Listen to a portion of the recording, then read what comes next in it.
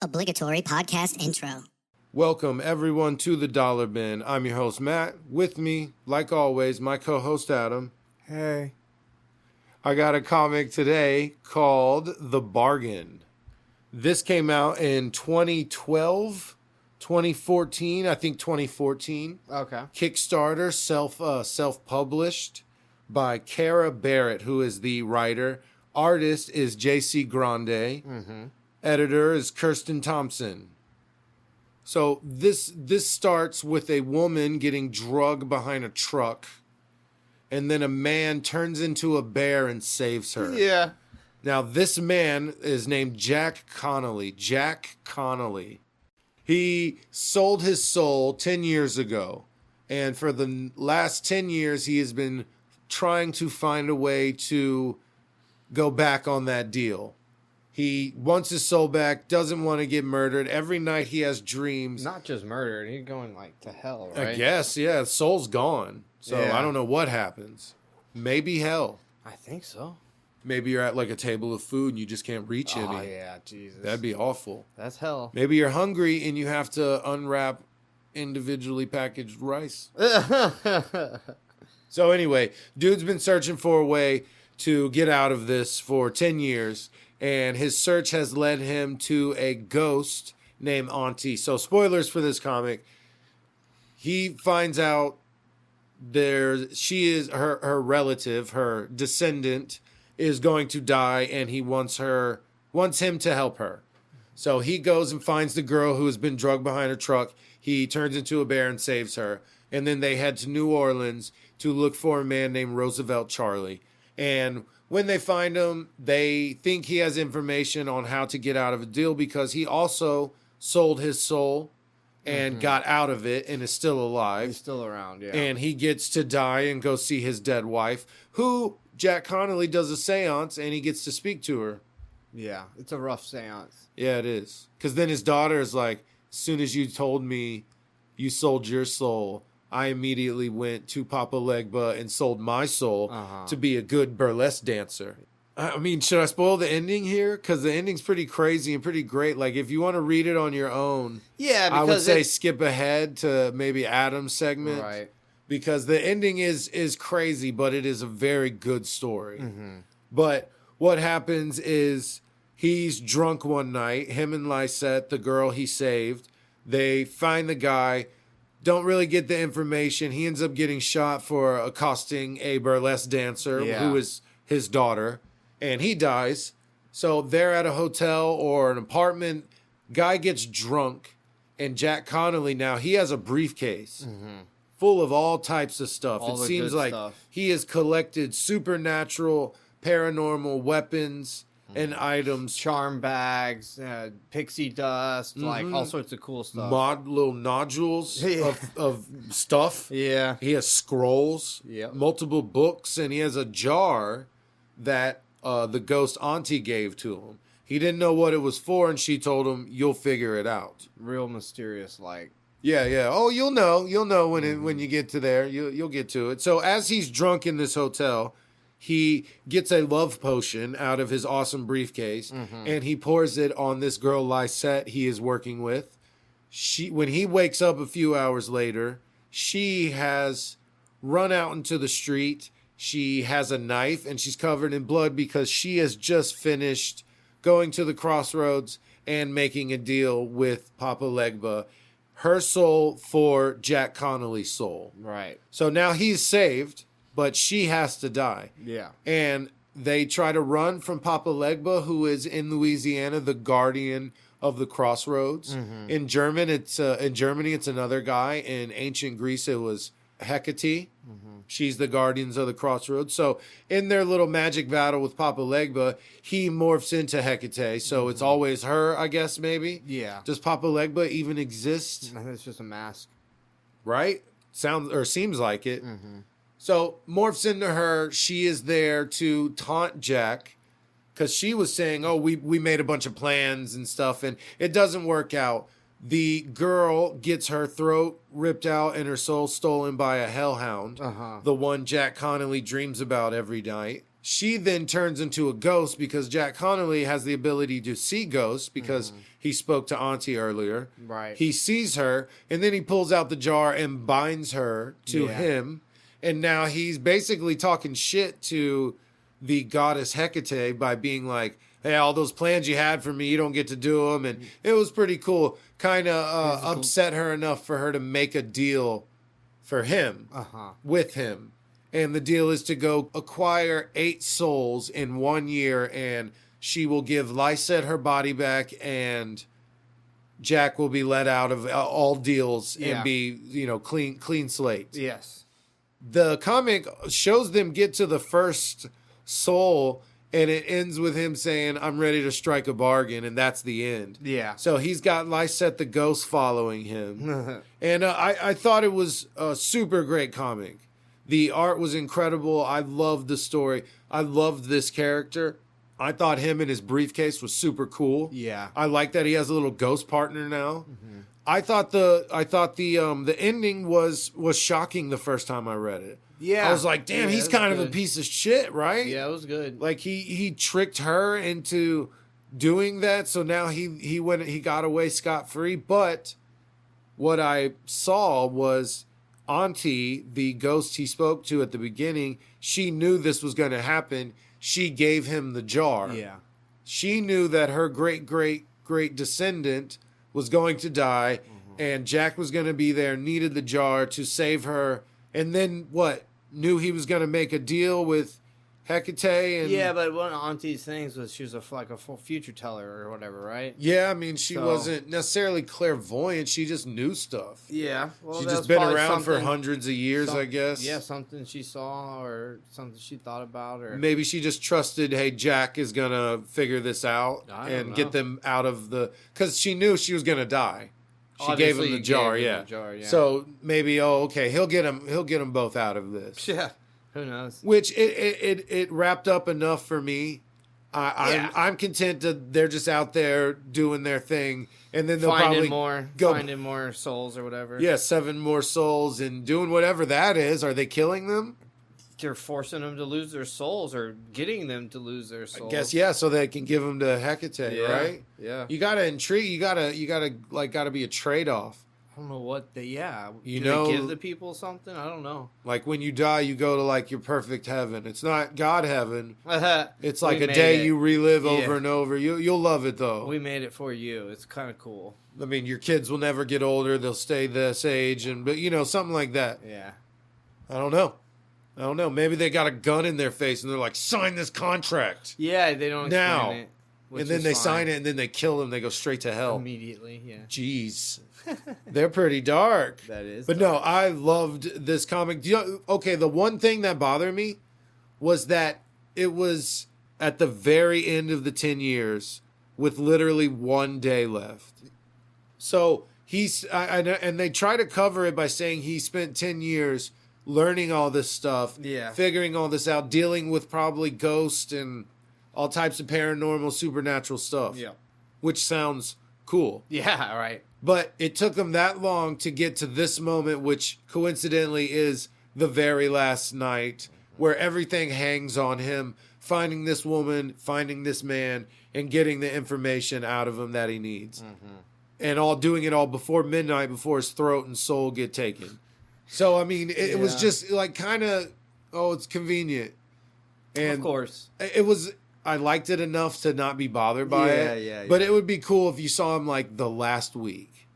Like the journey was so difficult and crazy that, like if he went overseas and he went all over the world and then finds out, it's actually just New Orleans that I needed to be in. Oh, yeah. But he figures that out on the last day. And it's like, it would be cool if it was like, I got a month and you're doing time jumps. Something to do with New Orleans, maybe. Like, that would be cool. Like, not that would be cool. Yeah. But like figuring out, like, that's where I need to be. Yeah, where did he hear about Auntie? And why did it take him 10 years to hear about her? You got to assume he's asking all the same questions everywhere he goes. Yeah. Hey, I'm gonna die in 10 years, and I need a way to get my soul back. Yeah. Which his mom was the one who got his soul sold away. Yeah, that was rough. She had gambling debt. Tricked him. And said, oh, we'll get you out of this contract. Don't worry about it. And she never did. She got killed one night by, I think, the boss who got the son's soul, who they imply is like Satan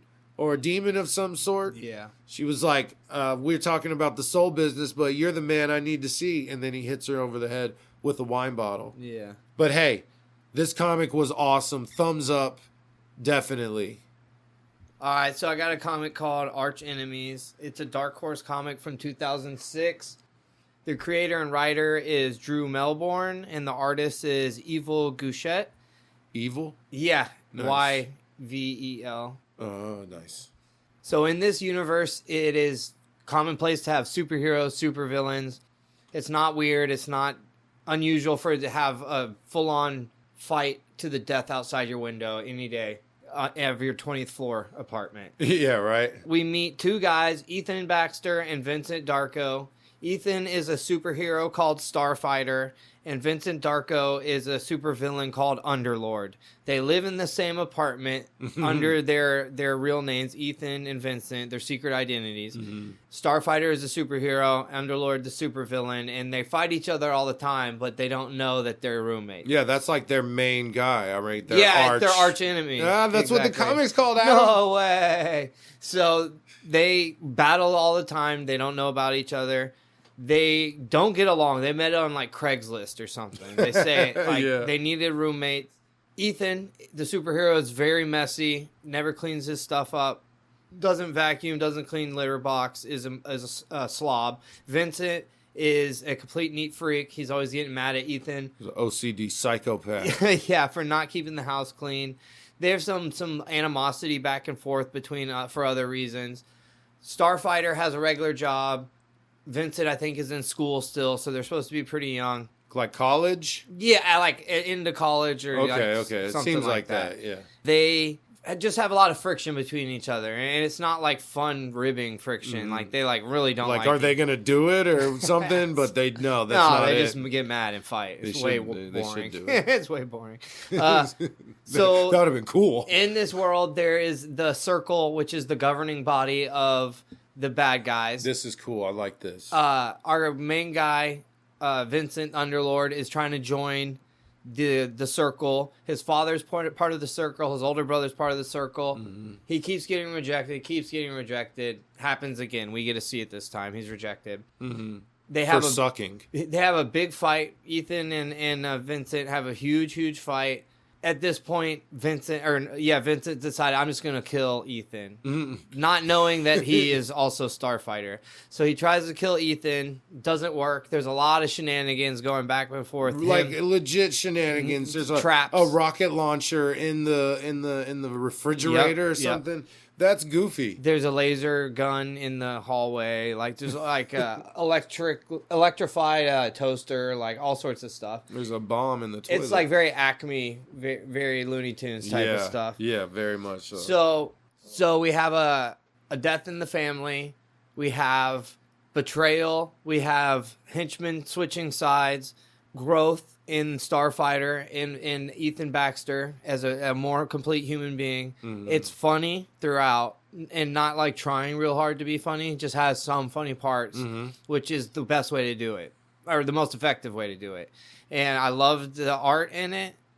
I liked the pacing because it was quick, quick. It was 4 issues and it felt like even fun, less. quick read. You run through it. You know what I liked real quick? Yeah. Was Ethan ended up, once you hear his origin, having quite a bit of complexity to his character. Yeah. He's not just a do-gooder who became a hero and was doing good. Yeah, so I thought that was really interesting. He's portrayed in the current setting as very good, like a good guy. He wants to protect his girlfriend and not let her get hurt. He's a good guy, but kind of like a jock, like a cartoon depiction of a jock, kind of. Yeah. And then eventually, I'm going to talk about it. You mentioned it. His origin is amazing. He's in the woods beating a kid up for fun.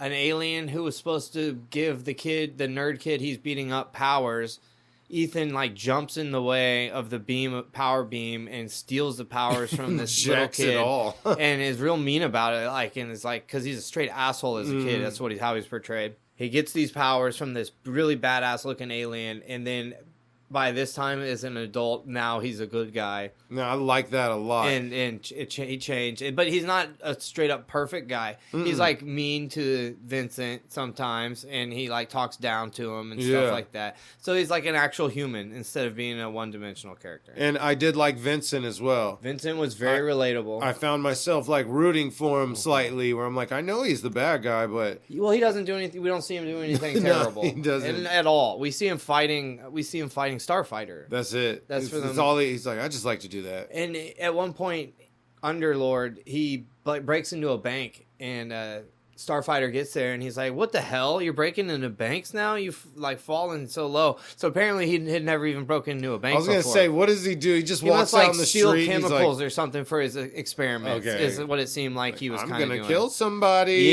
till he shows up. Right. Never did a thing. He didn't seem that evil. He just was like archenemies of Starfighter for whatever reason. Yeah. You're my enemy. Why? Because you're my enemy. We talked about that before. Yeah, that was in a comic I did recently where it's like, if there's a hero, there has to be a bad guy. Yeah. It's Venture. So why are we arch enemies? Well, because I'm your bad guy. I'm the bad guy. Yeah. What aren't you understanding here? Good guy, like bad guy. Why are you so dumb? How do you not get it? So what were you gonna do if you won? I knew I wasn't gonna win. I'm the bad guy. I'm the bad guy. I'm not supposed to win. That dude was crazy. The art in this is extremely 2006. I'll say that for sure. I love it. But not in a bad way. It's charming. It's like a hot shower when you get at that right temperature and it just kind of burns a little bit and you're like, ah. But yeah, so I give this one 2 thumbs up for sure. It's time for multiversal cross-aversal. Nice. We didn't even plan that. You could have just been quiet and it would have sounded way more impressive. This is where we take the characters from our comics, and we make up a story or make up an idea of where these guys somehow meet, what they would do, how they would interact in one way or another. Yeah. So mine was set in 1955, and yours is 2000, early 2000s. Yeah. Okay, so he goes around trying to keep other people from selling their soul. That's what he does now. That's his mission in life nowadays, is to keep other people from making the terrible mistakes he made and made for Lisette. Stopping people from selling their souls for dumb stuff. Okay, so it's just the same universe. Mm-hmm. It's the same universe. Oh, and then eventually the superheroes pop up. He was just an old man. He is just an old man wandering around your city. Yeah. And then gets involved with Darko and Ethan somehow. Starlight and Underlord probably more likely. Yeah, Starfighter and Underlord. That'd be cool if he met them at separate times. Like both at separate times. Oh, okay. So he's not, in the know of connected or just between one. Them. Yeah, okay. One or the other. So he meets both of them. He's able to help Darko with something and helps Ethan with something. Maybe it's like a tag team. Maybe Ethan's struggling because this enemy is supernatural. So old man in a suit walks in with his briefcase and throws some powder and helps him out. Maybe does the same thing with Darko. Maybe helps with one of his experiments. Right. His machines, yeah. That would kind of make sense. I got something for you, and put something in it. That's cool. Powder, liquid, whatever, Yeah, I could see them all teaming up at that point. So, yeah, that would be cool if he was, like, not even the team up. He was just the mediator. Like, because he was there, because of this little time. He was Q for both of them. Of Jack in their lives, they're not fighting each other. Or maybe they have one big fight at the end and they both see Jack. Maybe they can, he knows them as superheroes, not regular people. Right. So, yeah, like something involved with that. But I think they would interact fine. I don't need to make up an ending. No, I could see them all teaming up to do the at the very end, like you said, after they don't interact, their only connection is you or whatever. But then at the end, when they team up, now they're going out around really trying to stop the gods from doing messed up stuff. Well, if they all got to go after the circle. Oh, and that's why Darko teams up with Ethan, Starlight with Underlord. Yeah. As superheroes, they're like, Yeah. listen, we got this circle's getting bad, and too then strong, yeah. and then they're like, but they have like supernatural power stuff I don't know how to deal with, and then they get Jack Connolly to come on in. Nice. Okay, so yeah, same universe. Old man needs help taking down the circle. After he meets them both separately and helps them out, they all team up to go after the circle. Right. Maybe Jack is immediately dealing with the circle. He gets hurt, and they're both like, oh, hell nah. Oh, You can't hurt old man Jack. Nice. That's our boy. like Then they that. team up. The circle's evil. That's good. Why'd they stop you? I found dead kids doing stuff. You're right. Oh, man. Dead ghost kids who told me the whole story. That's cool. Right? I like Okay. it. Took a while to get there, but I like we it. got there. Hell we got yeah. there. I was all trying to like, how's he gonna live forever? I'm like, Right. nah, it's like 50 years. It really is. It's like 60 years. Yeah. So he'd probably be like, shit, 'Cause he was 70. old then, right? Yeah, not Yeah. old. I'd say like middle age. He might have been like 29, honestly. Okay. 10 Still- years? No, he's probably 30 something. Yeah. He was a kid. No, you know what? He was a kid when his mom made him sign it. He looked like a teenager. Oh, shit. I would say at most he was, 16. Uh-huh. So plus 10, 26. What's 26 plus 55? He'd be 89 years old. 7. Yeah. I didn't think. What was the problem Yeah. I asked? 26 and what? 26 plus 55. 55. So 11. So yes, 80, but only 80. 80. He'd still be alive. He'd be an old man. Yeah. Which maybe that's why when he gets hurt, they're like, "Oh fuck no! Nah, you don't hurt the kindly old man." He's a sweetheart. Yeah. Yep. All right, that one's good. I like that one. Yeah. You got some random I'll go. reviews. A couple actually. Guess what?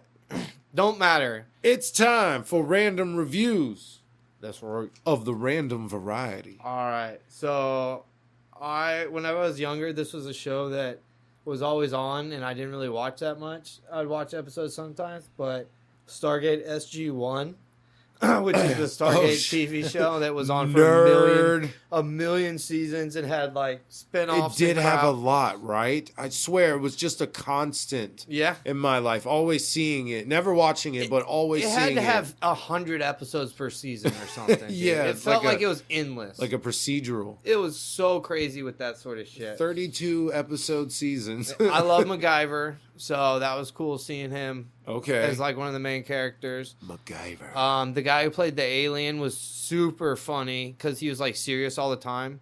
Like he never did anything but decide to talk like this, and like they would make him say funny ass shit. Like it was a good show. I as long as you don't take it serious. Yeah. It's like such a stupid, silly show. Right. As long as you approach it being like it's just supposed to be fun, then it's dope. Yeah, right. Yeah. I started up the Friendly Neighborhood Spider-Man. Oh, okay. So I think it's an MCU show Mm-hmm. because they reference something that happened in the movie. And I think this is like right when he becomes Spider-Man. This is before Iron Man finds him. I really feel like it's connected. Norman Osborn is like the black guy, and he like helps him out, helps him design his suits, finds out he's Spider-Man, and then helps him out. He goes through a bunch of different suits. He has like this black one that scares the shit out of a little girl. Mm-hmm. She's like, her balloon's stuck, and he hops down and stands up all slow, and she screams, and then he hands her the balloon. But Daredevil is in it, and it's the same. It's Charlie Cox as the voice of him. Okay. And it's a super cool show. I love the art in it. It's like pulpy and bright. It looks incredible. So that one's really fun. I'm watching that one with my son. Hell yeah. You got another one? Yeah. So I've been reading black and white Bloodshot comic. Valiant? Yeah. Okay. Yeah. Because when Is I that was the young, white with the red paint? the Okay, reds, nice. Yeah, I know who that is. So when I was growing up, they were big time in the dollar bin and the 50-cent bin. So That's I the used to name of get the a show. ton of them. This one came out in 2024. I knew it was new, but I didn't know how new it was. The art in it is fucking cool. It reminds me of some of the Marvel Messiah War art Oh, stuff. nice. Okay. But not. It reminds me, and it's all black and white except for the red on his chest. Cool. It's super good. He's like Punisher, kind of, with like more superpowers and stuff. Oh, So, really? yeah. It's pretty much Just what he is. mercs bad guys everywhere. Yeah, exactly. And this is really cool. It was dope. Nice. I'd say check it out if you can. I am on Jack Ryan season 3, Oh shit! but I didn't even know they did 3. they did 4, and that has Jim from The Office as Jack Ryan. Yeah. Right. I think Harrison Ford and Alec Baldwin played him in a few movies, but it's been a while since I watched season 2. Mm-hmm. So when it started, I had absolutely no idea what was going on. Oh, for real? Don't remember anything, and they're immediately referencing stuff. And I'm like, I think I have a vague memory of someone with that name. I don't know who they were or what they did. So Yeah. I stopped about 12 minutes in, and I was like, I can't do this. I need like a 30-minute recap off YouTube or something. Right. So I attempted Jack Ryan season 3. I'll get to it. Yeah. I do gotta It's find cool though in general. I like the first 2 seasons. He's like a NSA like analyst, Yeah. but he ends up traveling and getting into gunfights and crazy stuff. He's not but supposed to be. the cases are intricate, they're complex, and you can't like look away. You eat a bowl of cereal while watching it, you're gonna get lost because you look down at the cereal. Yeah. I mean, seriously, like it or maybe I'm just a dummy, but it was a lot. I mean, starting season 3, not remembering anything else was That was a bad oh choice. my gosh, yeah, I can't do this. Yeah. I can't do this at all. So I turned it off and I watched Flashpoint Paradox, Oh, okay. which is the DC animated. So good. We talk about this universe a few times. This is the beginning of it. So Flash goes back in time and saves his mama, and it changes So much. Like the everything. yes, it changes the entire DC landscape. Basically, Batman, Bruce Wayne died that night, and Thomas Wayne became Batman, but uses pistols and looks rad as hell. Yeah. His mom became Joker, and she's just like the crazy maniacal lunatic Joker in this. Harley Quinn, I think, was a good guy. Cyborg is still pretty similar. But there's a lot of Flash shows up and is like, what's going on? Superman was kept in that cell. The red sun cell. Yeah. He's skinny. They found him and immediately locked him up. So he has lived a long time and never seen the sun. So when they let him out, he's super skinny and he absorbs the sun and just starts wrecking shop. Yep. It was so cool. And then the end battle is nuts. It's the him in a Reverse Flash, right? Thawne. Yeah. So yeah, I thought it was a great movie, and because that happens when he puts it all back, Justice League War and Justice League Atlantis, that's when those happen. That's why Superman doesn't know Batman or Green Lantern or anything, because when Flash resets it, that's what the universe becomes. Gotcha. So that is the beginning of it, and it's just a great movie. I love seeing these like different interpretations of characters like that. I think that's super cool. Always entertaining. Yeah, go watch it. It's on HBO Max. And speaking of Max, I want to watch all the Harry Potters again. And also I want to watch Planet Hulk. Yeah, such a good little movie. That's a really cool movie. I thought we were going to get it in movie form in the MCU, but we never did. We got like a half-ass attempt at it. Version of it, Yeah. It's a crazy story. Because that's where, like, Hulk's son comes from, right? Both of them. He's got 2 sons? Gray one and Scar. Scar? Scar was his son. The planet was Sakaar. Yeah. And then he had a son who looked like his wife. Oh, the He blue? was Is she gray. blue She's or gray. gray? Okay, Yeah, gray. I was like, she's orange or blue or something like that. Kyra. And she was one of the old ones or something, the old power. Uh-huh. So she was like some of the original people on the planet that had like power from the planet. So they were really strong. Hiro Kala is his son. And That's why he's like, what's up, he was girl? super powerful. We can spar. Yeah. She was like, I can punch you around, Hulk. Like, Yeah. I'm not scared. You get big and bad. I can handle it. True. So this is why I want to watch it, because I don't remember It was so as good. much as you do, but it was good. Yeah. I really like it. All right. Random reviews. Twisted, capped off, put down with my right hand. Capped, twisted, put down. The segment's over. That's what I'm trying to say. Okay, Matt. Oh, man. It's blatant. All right. We're on Instagram and TikTok at Flippin' Pages 24. We're on Facebook at Flippin' Pages with Matt and Adam. New episodes of The Dollar Bin release every Monday on all platforms and YouTube. New episodes of our podcast release every Thursday on all platforms and YouTube. Best way to support us, rate, review, like, subscribe on the platforms, and like, subscribe, comment on the socials and YouTube. If you've done that, hey, we appreciate it. If you haven't, you're just listening, hey, we appreciate it. That's right. Fare thee well. You didn't like that one?